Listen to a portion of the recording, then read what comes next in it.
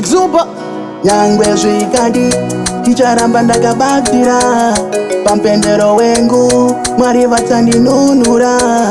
Nyangwe zvikadi ticharamba ndakabatira pampendero wengu Mwari vatsandinunura. Vanondifafaidzira pungaidzira mweya yakaipa, vanondifafaidzira pungaidzira mweya yakaipa. Mana ndabayiwa, mana ndabayiwa, mana ndabayiwa, mana ndabayiwa. Handisive pane chandakatadza ini varume, kana iri mhosva ndiudzeiwo. Nevedzinzare kwangu ndiroteseiwo. Kana iri ngozi zvimwe ndingaripe, kana iri ngozi zvimwe ndingaripe. Baba vangu ndioneseiwo, Ishe wangu ndiratidzewo. Zvinoitika mumhepo ndioneseiwo.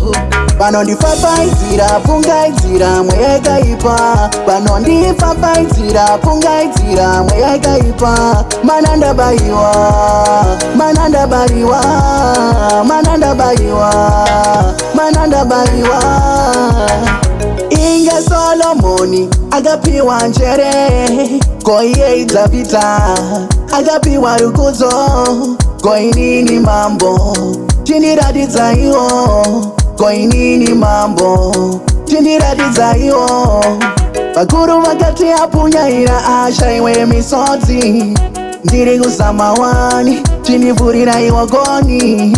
Ndiyo shuwiro yangu kudya cheziyainini, ndiyo shuwiro yangu kudya cheziyainini. Vanondifafaidzira pungaidzira mweya yakaipa, vanondifafaidzira pungaidzira mweya yakaipa. Mana ndabayiwa, mana ndabayiwa, mana ndabayiwa, mana ndabayiwa. Handisive pane chandakatadza ini varume, kana iri mhosva ndiudzeiwo. Nevedzinzare kwangu ndiroteseiwo. Kana iri ngozi zvimwe ndingaripe, kana iri ngozi zvimwe ndingaripe. Baba vangu ndioneseiwo, Ishe wangu ndiratidzewo. Zvinoitika mumhepo ndioneseiwo. Vanondifafaidzira pungaidzira mweya yakaipa, vanondifafaidzira pungaidzira mweya yakaipa. Mana ndabayiwa, mana ndabayiwa, mana ndabayiwa, mana ndabayiwa.